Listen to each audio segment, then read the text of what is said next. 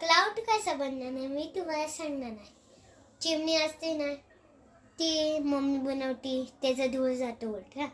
पण वरती गेलं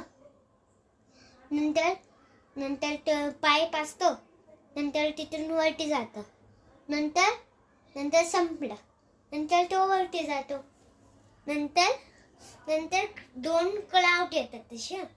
नंतर त्या असे जवळ येतात, नंतर असे जवळ आले जॉईन झालं, ग्लास झालं म्हणा. नंतर ते पसरल्या जातात असे. नंतर मोठ्या क्लाउड असतात ना दोघं सेम, नंतर ते येतात, नंतर ते जॉईन झाले, नंतर खूप मोठा ग्लास येतो, नंतर लयच लांब जातात ते. अजून पावसाळा येतो ना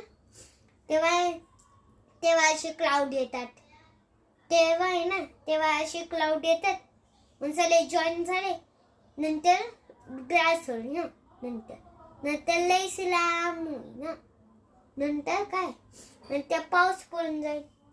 थँक्यू, बाय बाय.